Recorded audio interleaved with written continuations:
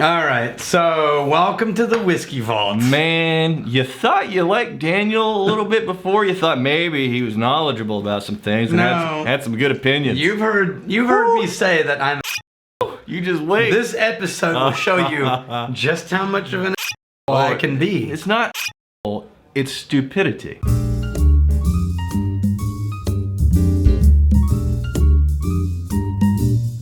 All right, we're drinking Bushmills. I don't feel safe. Black Bush. There was a staple in the carpet. I may need to put my shoes back on and make you look even more wee. You know, you whine a lot. I what?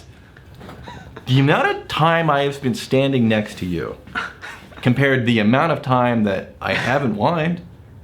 The amount of time I've stood next to you versus the amount of time I stand next to like my wife. I think we're starting to reach like an equilibrium if you run the numbers. How many episodes? So Black Bush. Black Bush.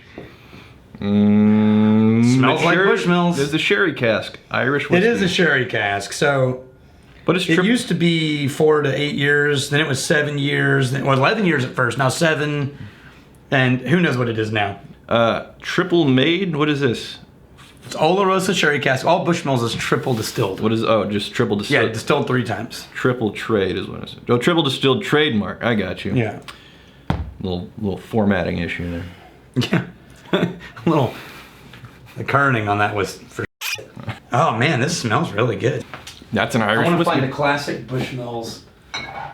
Hey Rex, could you reach the classic Bushmills for me?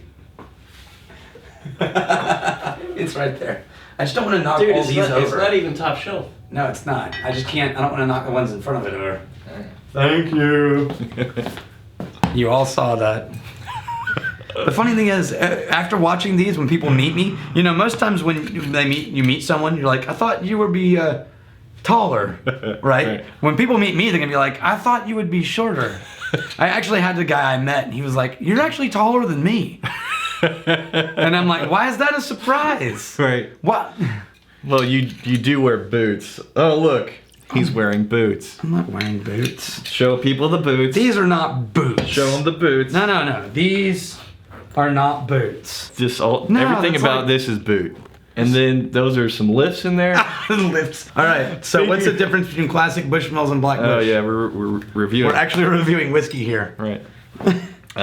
Classic Bushmills. Oh wow, you can actually smell Was this the fruit. classic? That's the classic. You really can smell the fruit notes that aren't on the original. Yeah. Grape jelly, somebody said. I'm like, oh, I wish it wasn't grape jelly, but Oh, totally. now that you really. say that, it really is grape jelly. And I don't like grape jelly, which is disappointing. Yeah, that's too sweet. The classic, I like. I'm gonna go back to the classic. Better than the Black Bush. I mean, the classic's still sweet, but the Black. Oh yeah, the classic is better. Mm-hmm. Now, if you like sweet whiskeys, like if you like bourbons, Right. or if you like sugar in general, you might, or any sherried scotches, you might prefer the Black Bush. It tastes like This has more character. they took some notes out of this and ended on the Black Bush. Yeah, probably the sherry barrel obscured those notes. They both finish really well. They don't leave you with a weird aftertaste, and there's no bitterness. Yeah, I get that. Yeah, man, Bushmills. So is this? What's That's the classic $20 bottle right there. $20 bottle Bushmill.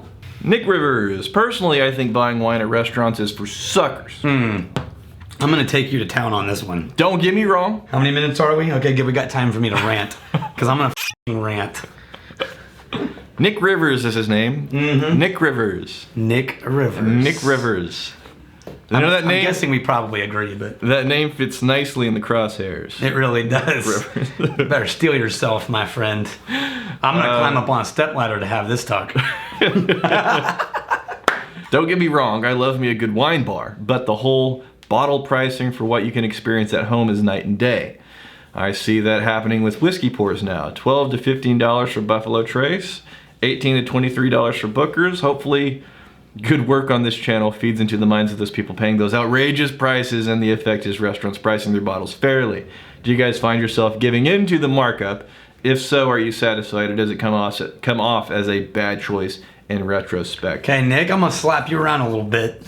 So I have a thought. You have obviously very, very intense thoughts. My only thought is, yeah, it sucks. You pay a lot more whenever you're out and about, but it's the, what are the options? You drag some bottles around with you. I want to drink. I'm out with people. I'm gonna pay. I'm gonna get the drink. Yeah. Okay. So yeah. And it feels like they're kind of being marking it up that much, but whatever. My priority is to have a good experience with the people. All right. Here's the thing, Nick. Next time we can go over to your house, have fancy booths and leather seats and table service and clean silverware and clean plates and nice lighting, and when we're done, we don't have to wash any dishes or clean up after ourselves or do anything other than pay and leave. Then you can price whiskey fairly. Here's that. No, a bottle that's being charged. Yes, you can buy often. Often you can buy a whole bottle of wine for the cost of 2 glasses of wine at a restaurant. Or less. But you're paying for the whole experience. I feel like the point is, it kind of seems excessive. No. Because I disagree. Because you can buy a whole bottle for a little bit. It's not like, it doesn't compare as a 1-to-1 ratio for the cost of food. But if you have ever bought... For the cost of food. If you have ever bought anything at Starbucks... The cost of ingredients to get like a nice entree and appetizers and what... The cost ratio is not the same compared to get, If you have ever bought coffee at a coffee shop, then you have no room to talk.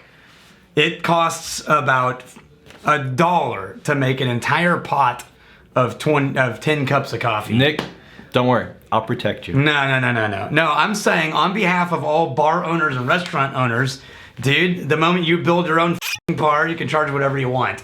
But the drink, you're not paying for the value in the drink. You're paying for the drink and the experience in the bar. You and me, Nick. If you get a experience in a restaurant and pay a lot for whiskey, you got screwed. But if you have a really enjoyable night and you like the bar and you love the people and you love the vibe, then pay for your damn whiskey. You're the only person. Drink alone if you want to save money. You're the only person I know who could simultaneously put a high horse on top of a soapbox and still be short.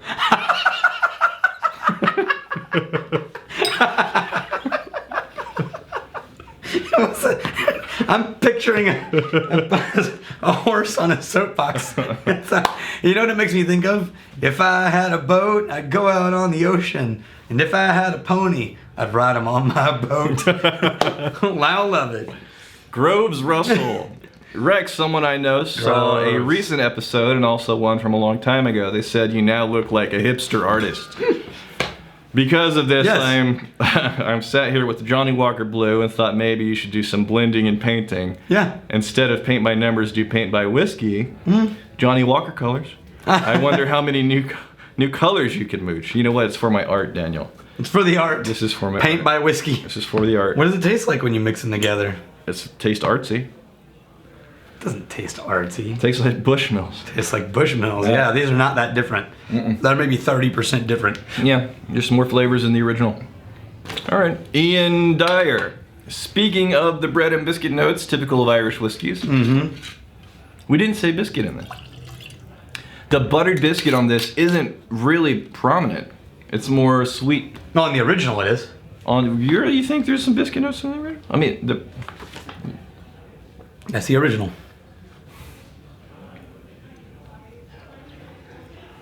Yeah, it's there. See? Irish. Unmalted barley. Speaking of bread and biscuits, I just paired Jameson with some Claxton pound cake, local to Georgia, highly recommend. I love pound cake. Local to Georgia, highly recommend. And it was a wonderful pair, food for thought, especially with the Christmas season in tow. Yeah. All right. So there is a purpose for pound cake. Dude, I am 5 seconds from another rant. We probably need to shut the show down. Are you the one person who likes pound cake?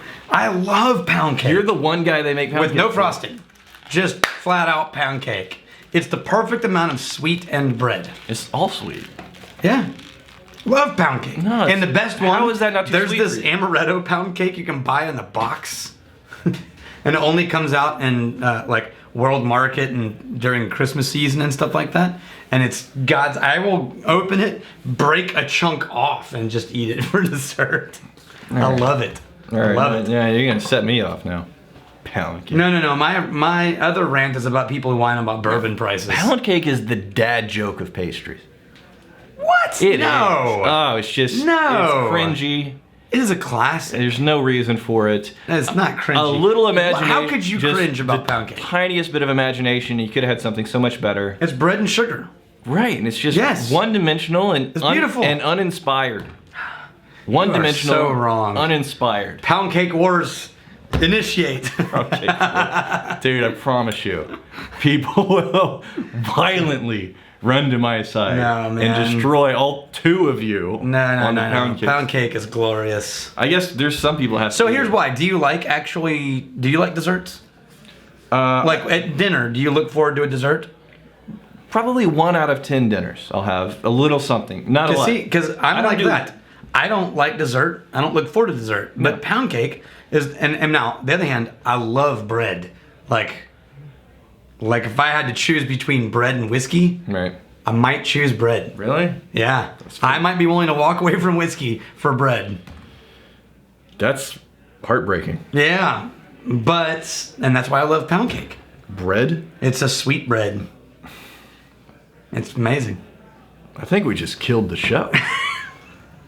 Everybody that thought you knew what the hell you're talking about. This week has been bad. First I give up. Daniel knows a thing or two. Wait a minute. Pound cakes? Pound cake. Wait, he thinks the prices at restaurants aren't too expensive? Oh God, what's happening now? Bread over whiskey? This is devolving. Yeah, then after all these episodes, you find out I was right all along. Yeah, my true character. That's the plot twist for the entire vault. My true character is showing up. All right, here's to fighting, stealing, and drinking. You fight me, you fight for a friend. If you steal, may I steal a lover's heart. You drink, May you drink with us. Hey, thanks for hanging out with us in the Whiskey Vault. Don't forget to throw in a like, hit that subscribe button on the bottom right, and drop a question or comment down below.